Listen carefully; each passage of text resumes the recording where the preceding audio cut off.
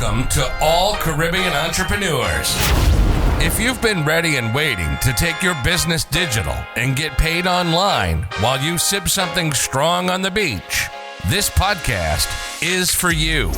We'll hear from the Caribbean's finest entrepreneurs on topics like e-commerce, business development, brand building, social media, their wins and failures. This is the only place in the region helping you navigate the digital age from the Caribbean's perspective. This is Digipreneur FM. And now, let's give it up for the Digiboss himself, Mr. Karan Rose. Thank you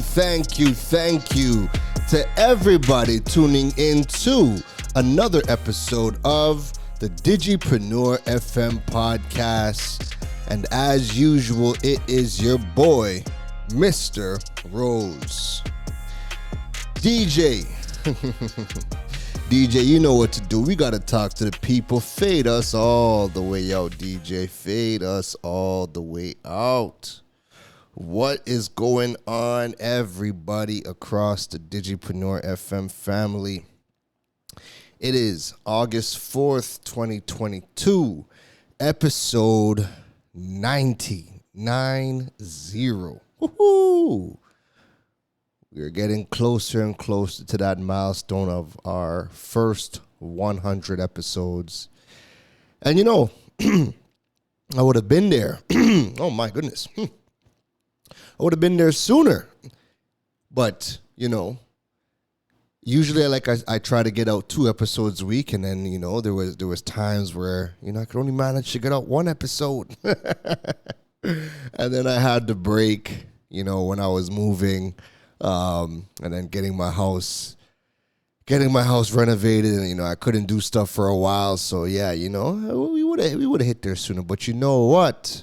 Done is always better than perfect, and slow and steady wins the race. I'm sure episode 100 is going to happen at the right time. Nothing before its time, everything right on time, you know? Life happens, life gets in the way, you know? Like I said, we would have hit episode 100 weeks ago if we kept on with our publishing schedule, but you know, things happen, but we're still here, we're still pressing on, we're moving double speed ahead.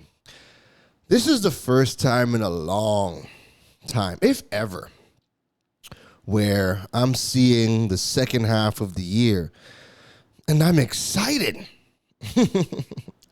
I'm really excited. I feel that there's so many opportunities to be had. I feel like so many. I have an idea. I know things. I have things planned that are gonna happen, and then other things I don't know what is gonna happen, but I'm excited because, you know, opportunity breeds opportunity, consistency breeds opportunity, and if it's one thing I've learned in my short business lifespan is that when you are consistently doing good, high-quality work with the best of intentions, even if things don't work out the way that you planned, when you're doing high-quality, consistent work with the best intentions, it opens doors. And the more doors that open, it's like a multiplying factor. It's a compounding thing, where the more doors you open for yourself and the more doors you open for other people, more doors just continue to open up. They continue to open up. And I think this year made me conscious of that fact.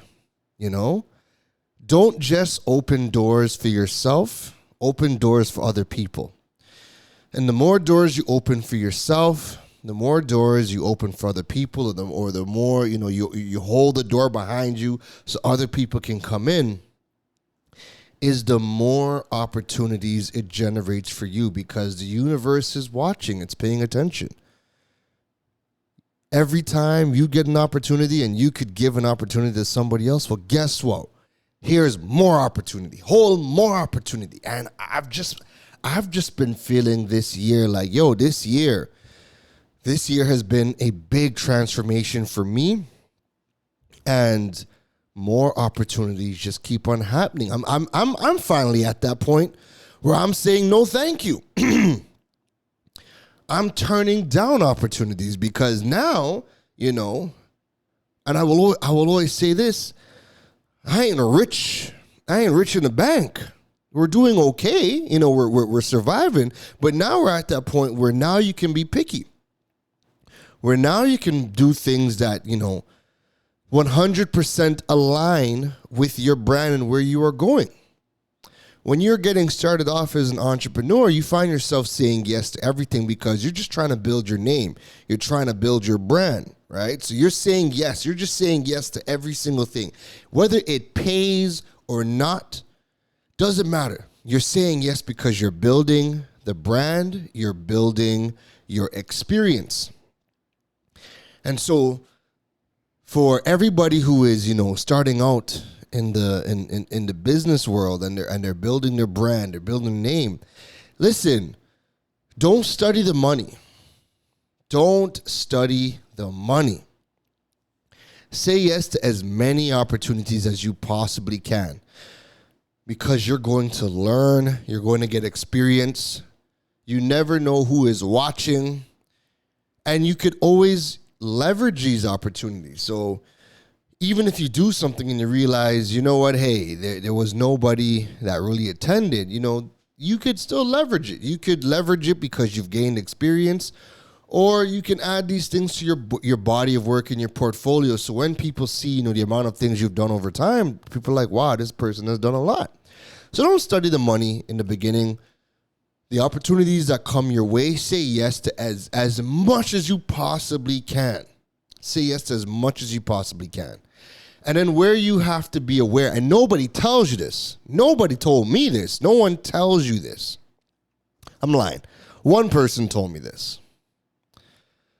But usually nobody tells you this.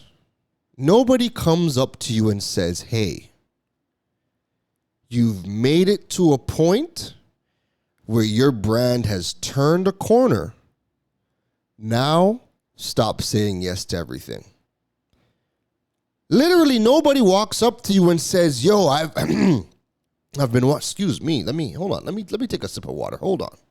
Ooh, had to clear my throat there and take some water. But yeah, nobody comes up to you and just says, yo, I've been watching you for a long time. You've done enough. Now you can start to be picky. That is something that you have to be aware of yourself.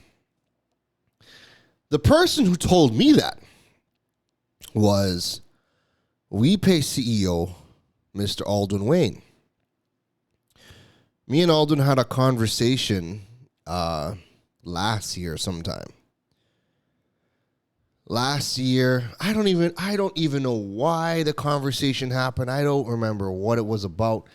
I just remember in it where he's like, yo, after what you just did, the price has gone up and now you need to start saying no. And I laughed because I knew what he meant. I knew exactly what he meant, and he didn't have to explain. He didn't have to explain it, but I asked him anyway because I wanted his thoughts. So I laughed and I'm like, what do you mean? He's like, yo, when you look at your career and what you have done so far, he's like, this last thing that you just did separates you from everybody else talking about the same or similar things that you are talking about. And now you've done a lot of workshops, you've done a lot of speaking gigs. I've been watching. Great. But after this last thing that you just did, I need you to start saying no. And I was like, all right. It's always good to see when your community is paying attention and watching you. And everybody's going to come and give their 2 cents. just make sure you have people around you with opinions that you value. And I mean, Alden Wayne is a multi-millionaire building a Caribbean unicorn, the first ever Caribbean unicorn. So, I tend to take things that he says, I take them. I take them, whether I agree or not, but I will always listen to him. I will always listen to him, and I will take whatever he says. I'll reflect on it, and then I will take piece, and run with it, right? So you want to say yes to as many opportunities, and then you have to pay attention to when it comes time to say no. And I've been feeling like this year, maybe not last year when he told it to me, I understood what he said, but I did not feel like I was where I wanted to be, and I still had to say yes to a lot of things. But this year I've been saying no to a lot of things, because now this year I'm like, no, I've most definitely done enough, and now I'm being a lot more strategic with where I show up, the companies, the brands, the platforms I associate myself with. I've even said no to events where the other speakers at the event I did not value. Where I shouldn't say didn't value, but I know what their rhetoric is, and I don't like the things that they put out, or I did not like, or I don't think they're specialists at what they do. And I think they regurgitate a lot of the stuff that they read, and just that people don't know it. And that's a crazy thing too. We have so many imitators in the market that when I hear people speak and I see the slides they're putting up, I'm like, man, this is straight out of this book.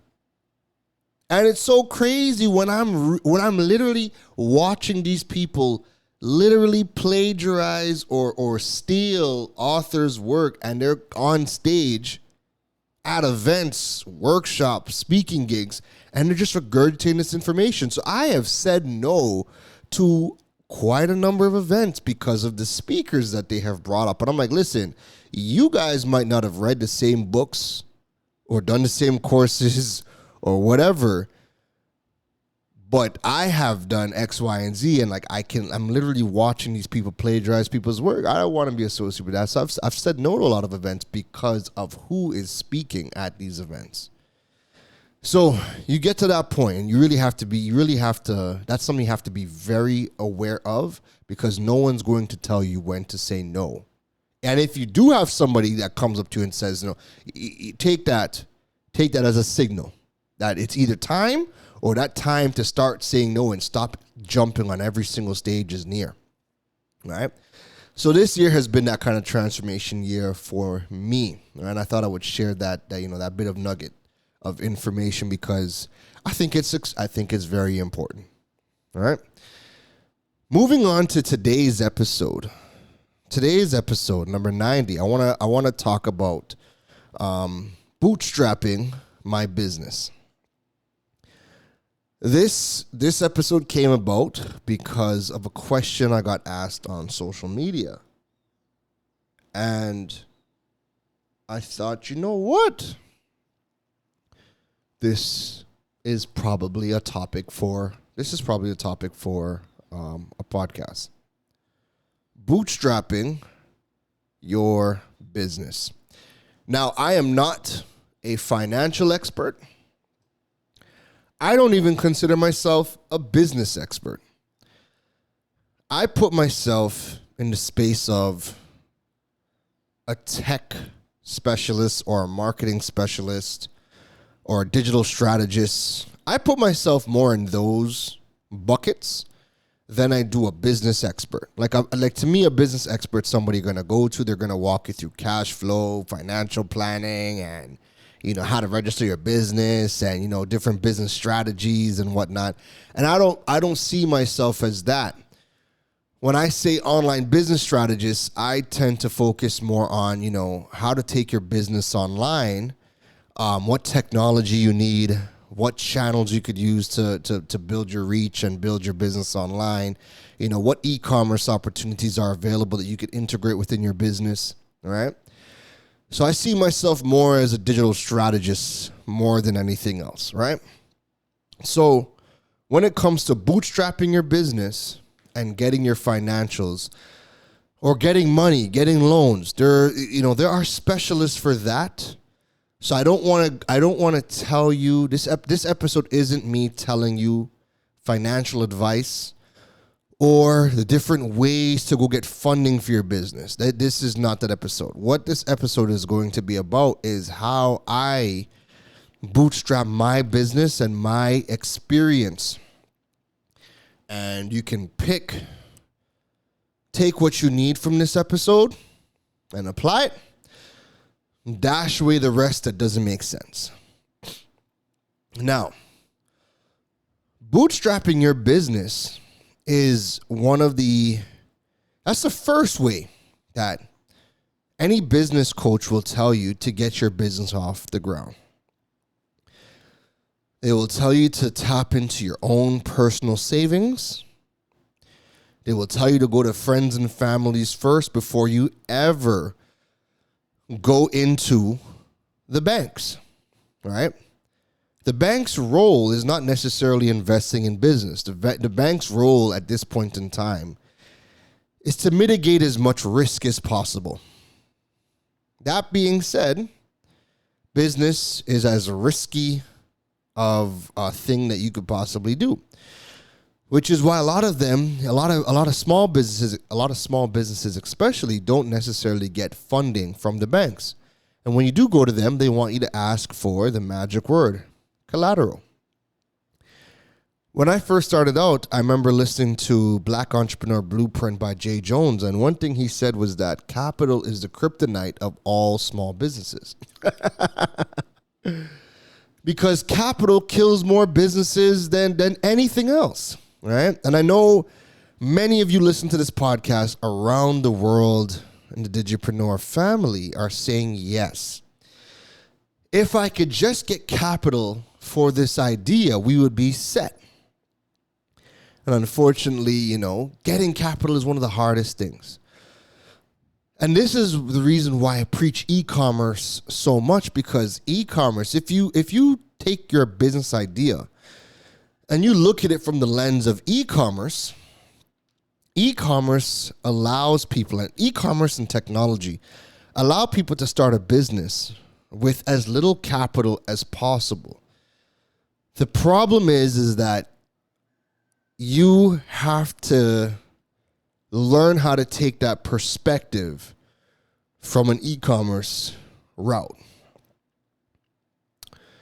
So if you were to think about starting a business, I think I used this example before, but I'm going to use it again.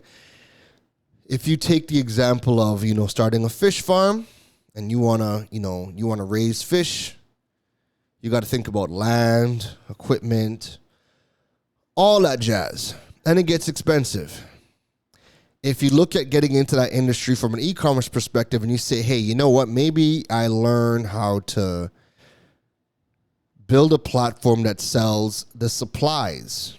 And maybe I look around the world for suppliers of the equipment, suppliers of the food, of the vitamins for fish, and I create the website.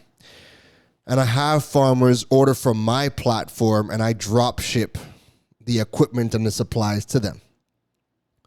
That's a great way. That's a great angle to get into the business, to start small. That way you can start to generate funds and then start to grow as you go. Right? And so for me, the journey for my business, I posted something during the week showcasing my journey over the years and how I got started and how I bootstrapped my business to grow into where I've gotten to today. I've never taken a loan from the bank. I've had to bootstrap all my businesses, right? And I've also, I love the idea of starting as small as you possibly can. Always creating that MVP, that minimum viable product. And because of e-commerce and technology, you can get really, really small and start as small as you possibly can to get this thing going. And even when the business isn't necessarily making money, you're able to really make connections and learn the industry, all right? So the very first business venture that I was involved with is a business called Gadget Geeks. We had a small store in Arima here in Trinidad and Tobago. And we were able to sell phones and do product repairs, do smartphone repairs. Now, how that started was because at the time, I was working full-time in a tech store. I was managing a chain of retail stores, of retail smartphone stores. I was managing that for a few months, just about a year. I was managing the retail chain, the retail stores for a few months. But let's just call it a year, right?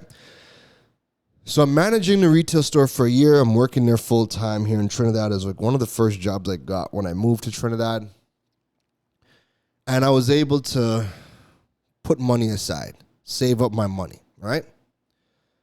Now one of my stepdad's longtime friends, my stepdad and him came down for Carnival, and we had all linked up. We're talking, and he was wondering, he was asking about, my move to Trinidad and, culture shock and what I've been doing. So I told him what I was doing. I told him I was managing this retail franchise, and I'm doing my thing, saving my money to go open up my own stuff, right? And he was like, "Yo, what's the money like? What's the turnover like?" And I'm like, "Okay, well, in the current place I was at, we get anywhere from like $100,000 to $200,000 in sales per day." And he was like, "Damn, that's good business." I'm like, "Yeah." I'm like, smartphone stores, retail stores for tech especially, are cap intensive because the products cost a lot of money, right? But we make a lot of the markup. We make a lot of markup on repairs and other services that we offer, whatever. And so he started asking me more questions about the business model and whatnot. Long story short, he came back to me a couple of days later and he was like, "Yo, you got me thinking the last time we spoke, what is it going to take for us to fast track you opening your own location?" I'm like, "Really, it's just money." I'm like, "I've just been saving to do my own thing because I've been in the industry. I've been in the smartphone industry since I was 19. So I have a lot of experience as to, what we need to build this brand." Right. And at the time I had been learning more about marketing, had been learning more about the industry in Trinidad and what we need and yada, yada, yada.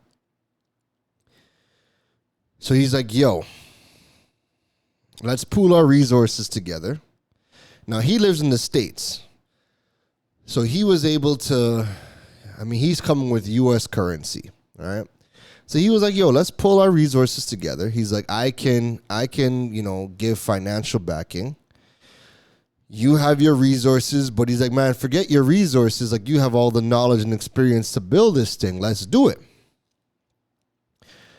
And so he was dead ass serious. So I was like, "All right, let's do it." All right.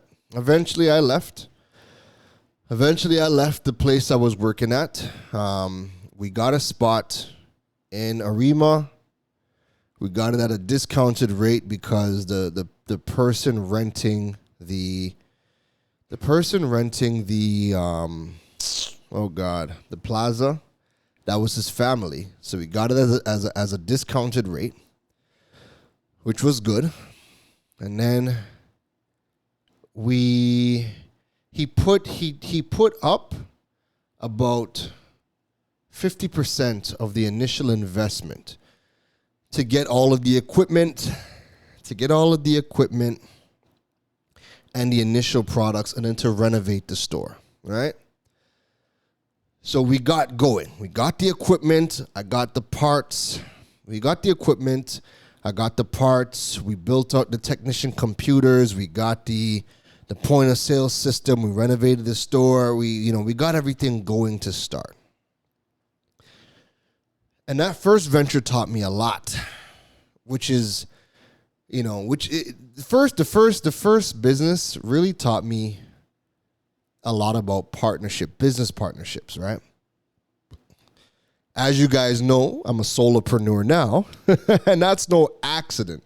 But I'm going to save, the stories of why I became a solopreneur. I'm going to save that for another episode, but I'm just going to focus on, bootstrapping the businesses, right? So the first business, Gadget Geeks, was a mix of me having savings and the partner injecting cash into the business.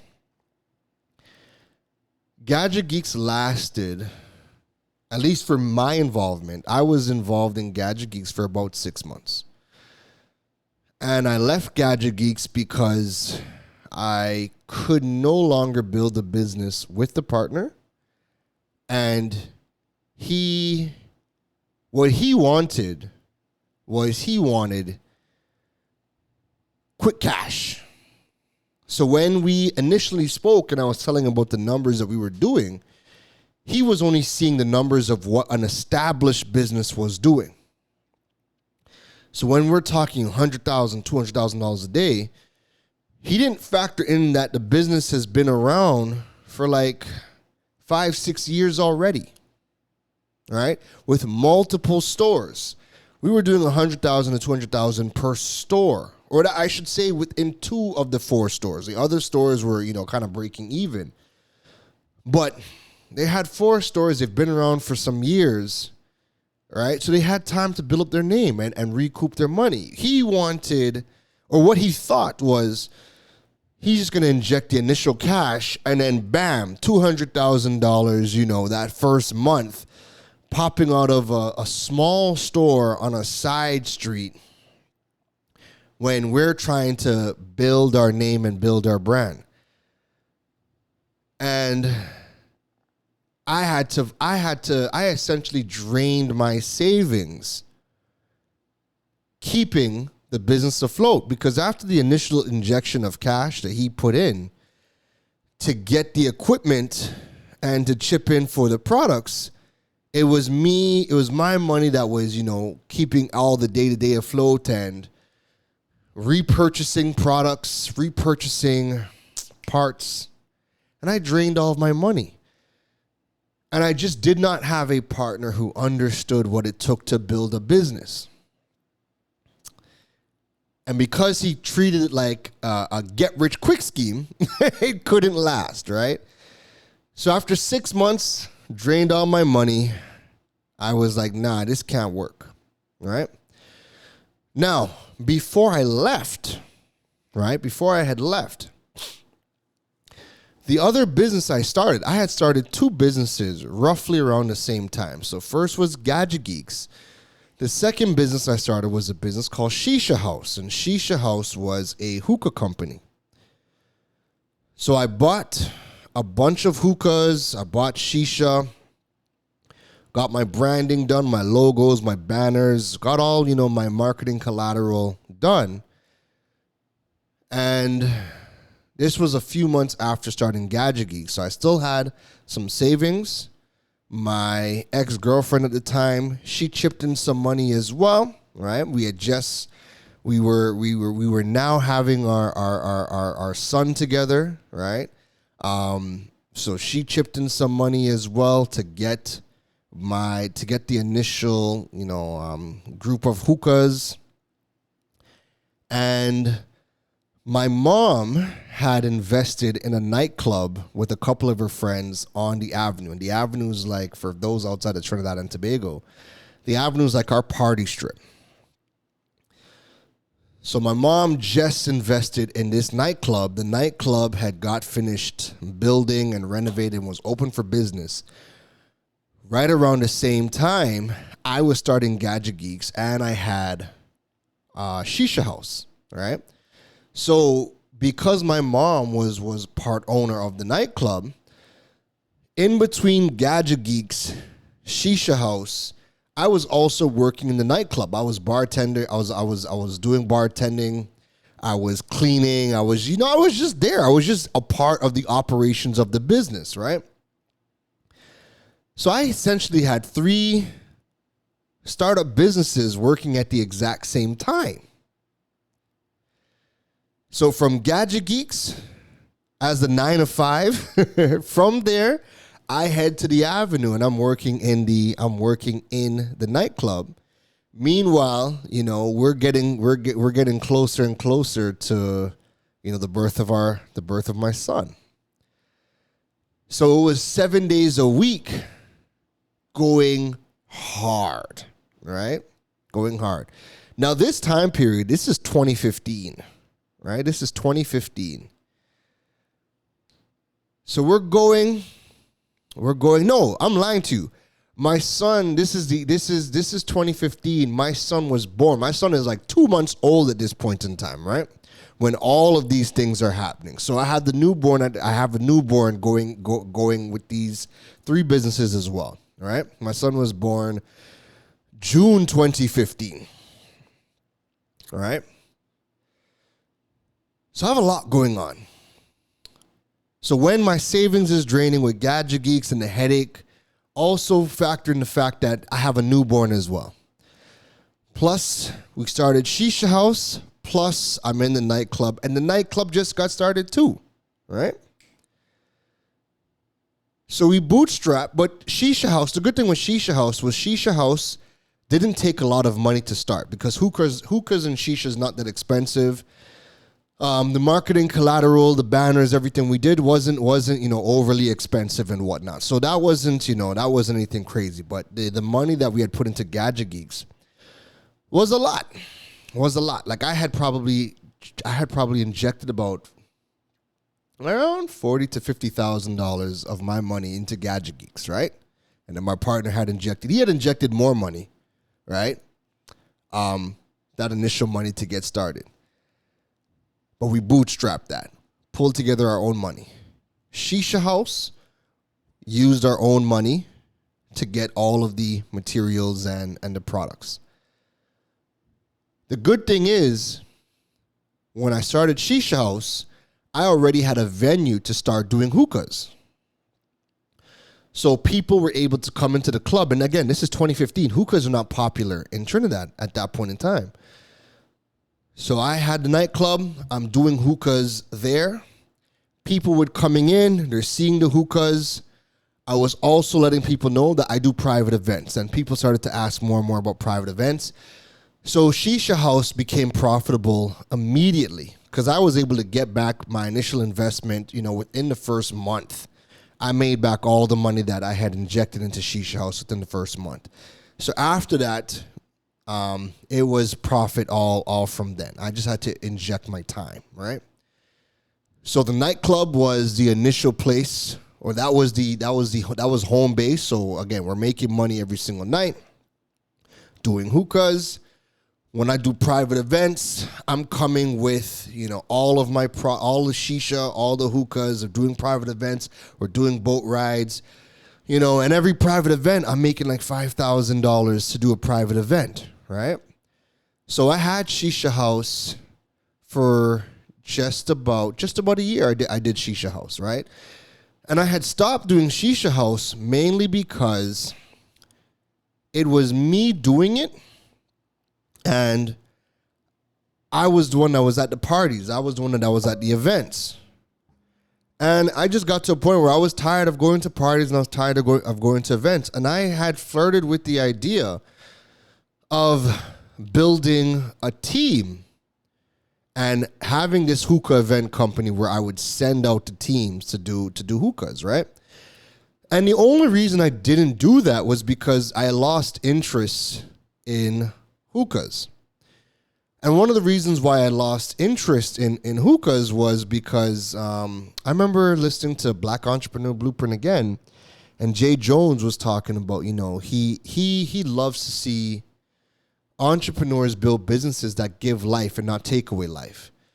So he was like, I personally would never own a bar because As much as he's like, I like my occasional drink, but that's a personal choice. You know, alcohol isn't good for you, and I view it as something that takes away life. I'd rather be in business that gives people life or allows people to maximize in their life, right? And I mean, hookah ain't good. Hookah's not good for your health. And after he said that, I was like, you know what? I'm not necessarily passionate about hookahs. I just knew that Trinidad was a party culture. I had loved to do hookah. I loved to go to hookah lounges personally back in Toronto. And I don't really go to them now because we don't have hookah lounges in Trinidad. Yes, we have places you could do hookah, but we don't have professional hookah lounges. Even the places that offer hookah services, they're not professional hookahs. They're just doing a thing, right? And I don't care who gets offended. You might be working at one of these establishments. Nowhere in Trinidad that I have seen has a professional hookah lounge like Toronto or other places around the world where they have professional. If you've ever been to a proper hookah lounge, you know that we don't have a hookah lounge in Trinidad, right? We just have bars or restaurants that, have a little hookah on the side and you get a little hookah, right? So I had liked that. So because that was a vibe for me, that's why I started the hookah company. But I learned real quick that, you know what, I wasn't really full out interested in it long term. Even though it made good money. It was all profit. After the initial buying of it, after the initial buying of the products and services, and I don't think, and just for transparency, if I recall correctly, I don't think I spent more than, let me do the quick maths. Because I know what I spent in US. Let me see. I'm just jumping and just doing a quick conversion just to give. So I spent about just under 10,000 TT dollars, right? And for those in other countries, that's about, say, call it 1,500 US, right? I spent 1,500 US, 10,000 TT. That is how much money it got. I started to build Shisha House, getting all of the products, the collateral, the marketing collateral and whatnot. Remember, I already had a home base at the Adrenaline nightclub, all right? So if you guys remember the club Adrenaline, if you've been in Trinidad, Adrenaline on the Avenue, some years ago, from 2015 to 2017, that was my, that was our club. So I was there as a home base. So I didn't have a place to rent, right? So my overheads was next to nothing. I didn't even have to market because we steadily had a flow of traffic coming into the club. So people always seen it. Once they seen the menu, it's like, oh shoot, you're doing hookahs, and I had all my hookahs on display. I didn't have to market. And then people just naturally asked about the private events, and the word got out because they seen the pictures and whatnot. So people just DM'd all the time, and it was all profit after the initial investment. All right. Now moving into Droid Island, I bootstrapped that business as well. Now at the time when I started Droid Island, I was working full time at Digicel. So from Shisha House, I was making my money, and then I was able to stop when I had applied to Digicel, and I started working Digicel full time, and I stopped doing Shisha House. Right, got the full time job. I was a manager in Digicel Play, so I was able to do that full time. I was getting paid good money at Digicel. I was able to save money. And I was in a new relationship with a longtime friend at that point in time. We're fast forwarding now. We are now in December 2016. Just to give you guys a timeline, December 2016 is when I started at Digicel. All right, and I worked at Digicel for 6 months, so I was able to save a lot of money that I made at Digicel. And my ex at the time, she was making really good money at her job as well. And Digicel was going through that period where they were retrenching people, and they were going through their whole transitional period where they were downsizing the company as well. And at that point in time, I had started tech blogging with Droid Island, September 2016. So if you guys know, I did multiple businesses in close succession. One thing kind of led to the next, right? So while Shisha House, there wasn't really no passion for me in Shisha House. It was just an opportunity, and I had liked doing Shisha personally. That wasn't like, a long time interest. I had started tech blogging for Droid Island. I started Droid Island September 2016. So I built the website, started writing blogs, right? As Shisha House had died down, like I said, I wasn't really marketing or doing much outside of going to the club and offering it as a service. I had the time to learn how to build a website, build the Droid Island website, and I started to tech blog. September 2016, I started Digicel December 2016. So I was coming into Digicel already having gotten my first interview on TV, getting featured in media for Droid Island. So I had already felt like when I started Digicel, I was in a natural fit. That's what made, dropping Shisha House, easy for me, because I was like, I started Droid Island. I have a full-time job in Digicel. I could just, walk away from Shisha House. I already made back all my money, so it was easy for me to walk away. People were still messaging me about Shisha House. I was like, nah, I'm good. I still have the Facebook page for Shisha House. It's just unpublished, right? So in blogging, right, I didn't start Droid Island to make money. My initial start wasn't to turn it into a business. My initial thing was just to start being a blog and educating on tech. I didn't have grandiose plans for Droid Island, right? At this point in time, 2016, I did not know anything about e-commerce. And so when I went through the 6-month period I was at Digicel saving money, I was also learning more and more and more about digital marketing, SEO, blogging, because I'm blogging and I need to learn how to get my content out there. So I learned SEO. I learned more about marketing, content marketing, distribution, content distribution, copywriting. These are all skills I'm learning over that 6 months period while I'm working at Digicel, right? And my Droid Island content is just picking up more and more steam. There was times where I'm leaving Digicel and I'm going into a TV station to get interviewed, or I'm going into a radio station to get interviewed, right? And so when I finally left Digicel in June 2017, I had saved up money. My ex had saved up money. We put our money together to open up the Droid Island store. I had built up enough notoriety at that point in time over the last 6 to 7 months. No, not 6 months, but I had built up the notoriety from when I started in 2016 with Droid Island, that people started to ask, all of these products and services you're talking about, do you offer them? So I had built up an audience before I had a product to sell.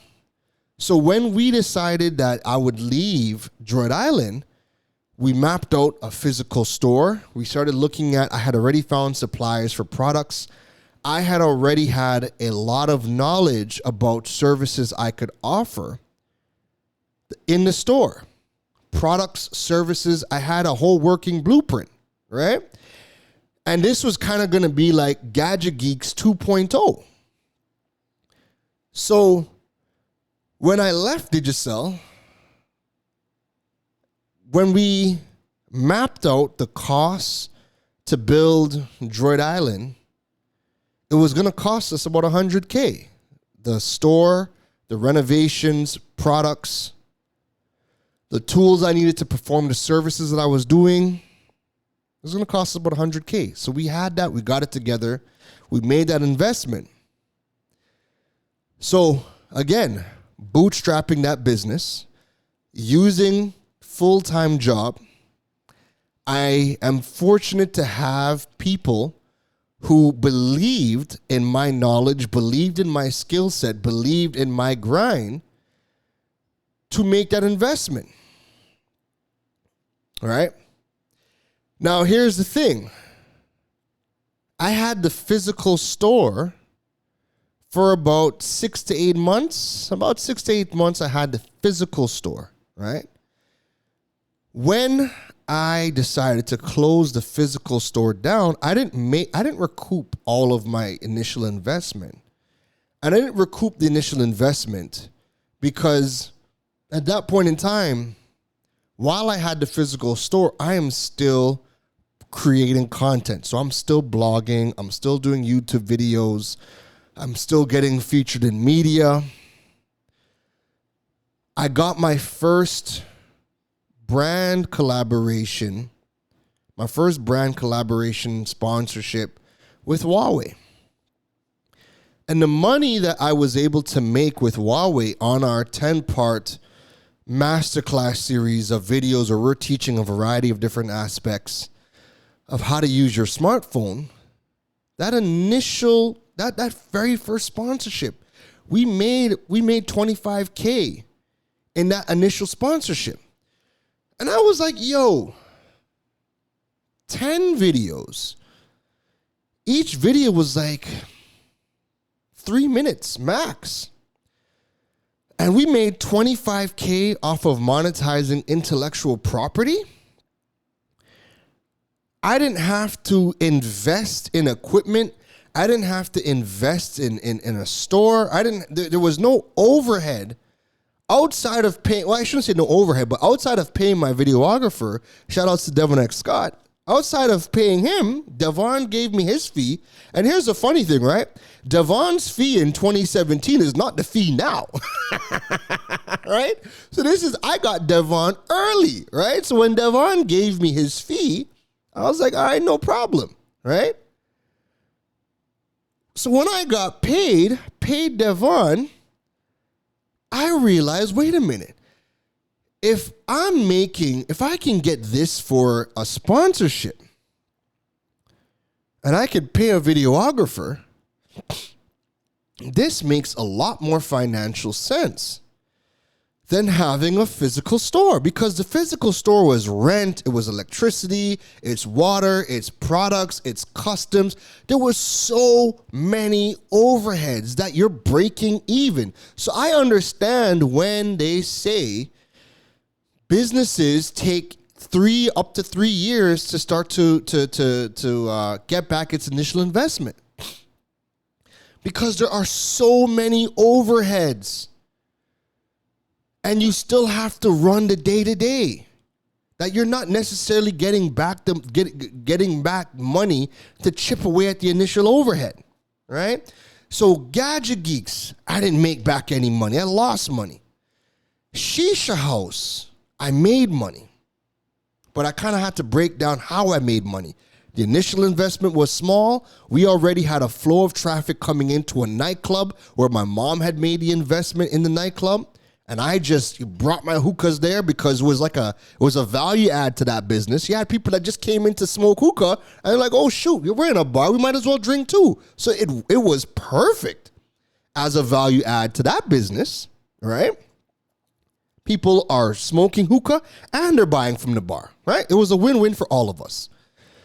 And I didn't have to put out money for any real marketing. The collateral that I bought was like the menus, the banners, and stuff like that for when I was going out to events. And then with Droid Island, the physical store was so much overheads. Renovation, products, customs.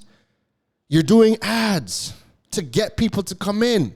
You're creating content. You're boosting that content to get people to see that you guys are not like anybody else. You guys are real experts. And then when I got the first collaboration and I made that $25K for the 10 videos. Now it was $25K for 10 videos, but I had to pay somebody else to do the recording and the editing and whatnot, right? So I didn't make $25K. I had, that was the gross, but that wasn't the net, right? I still had to pay. But it gave me that paradigm shift that, there's money in content marketing. There's money in a content business. And so I decided that once I did the sponsorship, that's when doors opened up and I was able to get the attention of B-Mobile, Digicel, Samsung Caribbean. And when B-Mobile came and they're like, we exactly what you did with Huawei, we want you to do that with us. And B-Mobile was paying me even more money. And I had to make that decision. Do I still keep the physical store or do I double down on becoming a content creator and an educator? And I started to really see how I could add value to B-Mobile. Because at that point, we were doing content. So we're making videos. They're also bringing me in to do workshops. They're also bringing me in to do training sessions. And then it got to the point where they wanted me to train the entire B-Mobile staff. And so I was actually building out an online academy to train all of the sales reps. Now, I'll save that story for another episode because that's a whole nother episode where there's a great lesson in that. It didn't go through, but the contract that was on the table for the online academy was set to pay me about 150,000 TT dollars a month. And it didn't go through because right when that deal was being hashed out and finalized, B-Mobile, we're fast forwarding now. This is 2018. B-Mobile had gone through their entire transition. This is their first initial big retrenchment exercise and transformation exercise where the people that I was working with, the VP at the time and the people I was working with that were a part of this deal, everybody either left the company or got retrenched. So that deal didn't get signed off on, right? But that just goes to show you, like, that was, the heights as to where I was at with B-Mobile. But in the meantime, I'm getting paid for the videos. I'm getting paid to do training workshops. I'm getting paid to do workshops with the consumers and whatnot. There was a lot of things we were doing. We were planning to do a whole radio show and a TV show. There was so many things in the work, and we had done spots of these things to test the water. But I'm getting paid for all of these things, right? So while I had the physical store, I had to make the decision. Do I, focus on creating content with B-Mobile? I'm seeing that I could do workshops. I'm seeing all these other opportunities that I can do with them. Do I focus on that? And I made the decision to close down the Droid Island store. I lost money on Droid Island, right?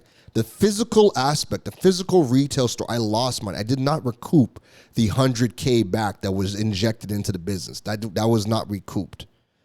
However, having the physical store allowed me to get FaceTime with all of the customers that I had. It allowed me to have a physical place where I was setting up the video camera, shooting videos. So it looked very different than everybody else. I'm not creating content. I'm not creating ads. I was never doing ads. I was educating, creating content, showing you about the phones, talking about the topics. I'm doing product reviews, tech reviews, teaching you about features, doing, smartphone photography samples. Like, I'm doing a bunch of things in the store. So people are coming in and people are like, people are actually watching me shoot the videos as well. People got to watch me shoot the videos as well. And another reason why I decided to close down the physical store is because the more content I did, I'm shooting more content outside. I'm also getting, called in to do interviews. So it got to the point where I was not in the store during opening hours. And I wasn't at the point where I was able to hire staff. Right? I just didn't have the resources and the money because you're still paying, you're still, buying products. You just wasn't making enough money to go and hire staff. Right?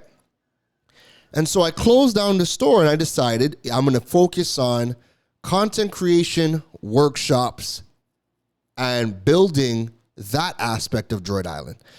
But what happened next was again another step in the bootstrapping part, right?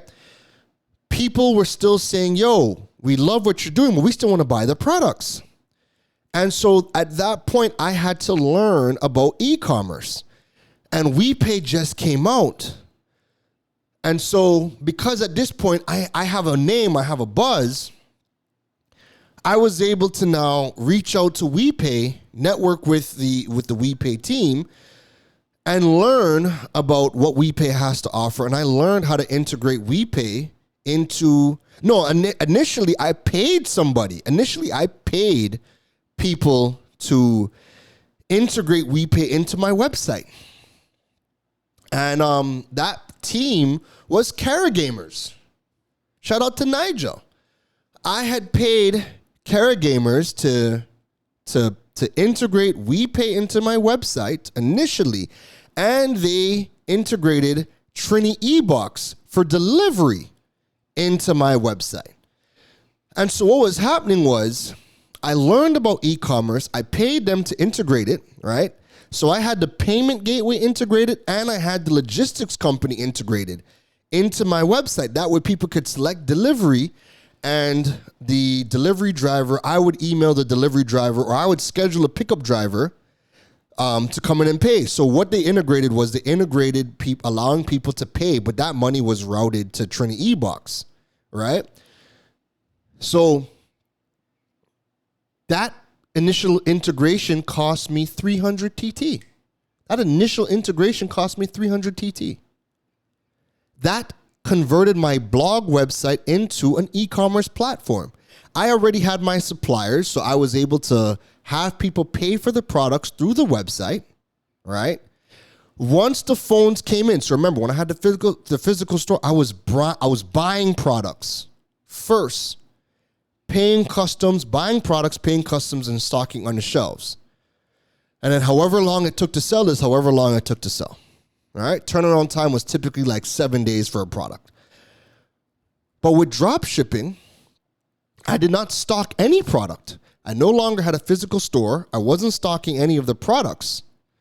People were buying the products on the website and waiting the 2 weeks for it to get delivered to them. So that cut all of my overheads immediately. So the more content I'm creating, now I'm creating content with B Mobile. I'm doing the workshops. I'm more in the public space. I'm more in media. I'm doing all these other things. Was the more traffic it was able to drive to my website. So guess who did not have to spend money on marketing? I didn't have to spend money on marketing because now I'm aligned with a big player in the game, and they were able to put me in positions like TV and radio. And I was able to, I'm appearing as Droid Island, sponsored by B Mobile. Right? So all of that cut down on my marketing budget to the point where I was not spending money on marketing. I don't have a physical store. I'm not spending money on marketing dollars. I'm not buying the products. And customers are buying it, and I'm making my profit up front. Once somebody paid for the product, my profit was already inside. I just had to order the phone from my supplier and have it delivered. And everybody's fees were taken care of off the top. So once somebody bought, the supplier got their money, the delivery company got their money, and everything left was for me. But I got that up front. As a purchase was made, my profit was already inside. And then I'm making the money with my collaborations. So again, e-commerce, where was the money? What money did I have to spend? The initial website was already built. I learned how to build that. $300 for the initial WePay integration. I don't pay anybody to do anything because I learned how to do it myself after the fact. So all of that taught me the lessons and skills where now I'm at the point where I'm like, yo, my first instinct is to always look at building a business from the e-commerce perspective, because it's the lowest barrier to entry. You could get started for next to nothing. You just have to figure out what is that angle you want to take. And that is how we were able to bootstrap each of the businesses that I have without ever going to the bank. Working full time, being aligned with the right people at the right time who can work with you and invest in the money. But now I'm not even going to anybody to invest, because I'm approaching everything I do from the angle of where could I start? What is the smallest avenue for me to start this business so I don't have to include anybody else? Right? So even if you don't have friends that have money or family that has money, you can still start something because you can go the e-commerce route. You just need to figure out what aspect do you want to play. All right? And if you create content, be a thought leader, you can start to align yourself with bigger players. All right? I'm creating content. My focus was always, I'm going to create content that solves problems for the audience. But guess what? The people in my industry, the B-Mobiles, the Huawei's, the Digicels, all of them always saw value because I'm solving problems for their audience. I didn't have to sell myself to B-Mobile. B-Mobile came running. Digicel came running. Samsung came running. Huawei initially, I had to pitch myself. And I had to show them that the value of my content solves people for you guys. And here's the angle. Here's how all this works. I had to pitch that. But once I pitched that, we've never really looked back, because everybody saw the value in what I was doing. And partnerships breed more partnerships. When one door opens, when you do high quality work with the best of intentions, it is going to continuously generate other opportunities for you. And that is why you're going to continue to say yes. So I said yes to Huawei. I said yes. Well, I pitched to Huawei. I said yes to B-Mobile. I said yes to Digicel. I said yes to Scotiabank. I said yes to Eastern. I said every partner you guys see me work with, I said yes to everybody. Because opportunity breeds opportunity. Do it with the best intentions. Do it to the best of your abilities. And the doors are going to continuously open for you. Even if you don't see it right then and there, even if the opportunity doesn't look like the best opportunity in the beginning, say yes. Trust me. It's going to build experience. It's going to build leverage. The best part is you're going to learn things. You're going to learn what doesn't work. You're also going to learn who you do and don't want to work with. You're going to learn all of these things when you say yes. You say yes and you realize, I shot myself in the foot. I don't like working with this person. Or you know what? This didn't work out. I might have lost money, or it didn't work out the way I planned. But you just learn. Nothing is a failure. And so people might say, yo, you lost $50K when you chucked that in Gadget Geeks. You didn't get that back. Some people might look at it as a failure. No, it's money. Money's a tool. You'll always get back money. I've made back everything that I've ever chucked into Gadget Geeks or Droid. I've made all that back now. But I had to lose everything and learn because in losing everything, it just kept showing me where I needed to get better at, the things I needed to do, and the different angles I needed to approach the business on. Okay? So that's how I've been able to bootstrap all of the businesses that I was involved in since I got started back in 2015. All right. So I hope that helps. I hope that gives you perspective.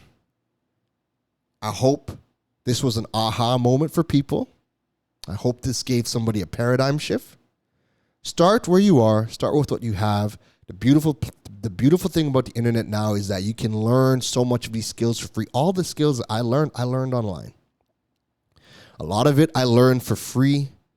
And the things I learned for free, I was able to build upon with experience, because you learn something, you go implement it, you learn what works, you learn what doesn't work, and you just keep getting better. And the more you start to generate the little bit of money you start to generate, you start to invest in more things to learn.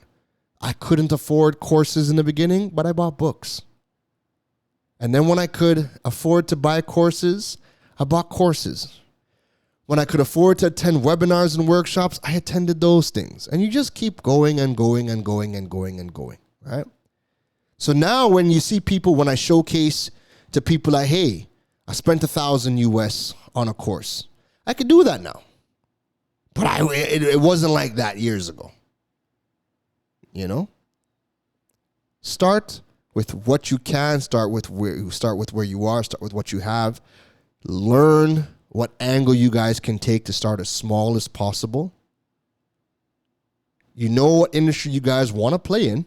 You might not be able to do everything that you want in the beginning, but start with as small as you possibly can, and it's going to grow. All right? So that's my episode on how I was able to bootstrap my businesses. If you guys have any questions, if you guys enjoyed this episode, if you had the aha moment, please reach out. Share it either via email or message me on social media or jump in the comments on whatever platform you're listening to this on, and let me know. That'd always be good. I love to hear from you guys, all right? So that's it for today's episode number 90, okay? If you are following me, or not following me, I should say, on social media, you guys could follow me over on Instagram, Facebook, TikTok, LinkedIn at Keron Rose, KeronRose. Don't forget to check out the KeronRose.com website to learn all about building your digital presence and monetizing your platforms. Don't forget to check out the Digipreneur.fm website to stay up to date on everything podcast related. Folks, please drop your ratings. Rate me over on Apple Podcasts or on Spotify or any podcast that allows to rate the podcast. If you guys enjoyed the content, 5 stars, let me know how you guys feel. Definitely drop your reviews. Your reviews help to grow the Digipreneur family across the globe. And it also lets me know how you guys are enjoying the content. And the feedback is always appreciated because the feedback is how I grow as well, right? I hope you enjoyed the episode. That's it from me today, folks. Enjoy your... it's Thursday, so enjoy the rest of your week, and I'll see you guys in the next episode next week. Take care! You've been listening to the Digiboss, Keron Rose. We hope your notepad was filled after this episode. Make sure to like, rate, and review the show. The learning doesn't stop, folks. And to make sure you don't miss any gems from the Digiboss, go over and follow him on all social media platforms at Keron Rose. Folks, don't just sit there with a notepad. We need you to implement at least one thing into your business before the next episode. That's the only way your business levels up. Thanks for listening to Digipreneur FM. Now go be great.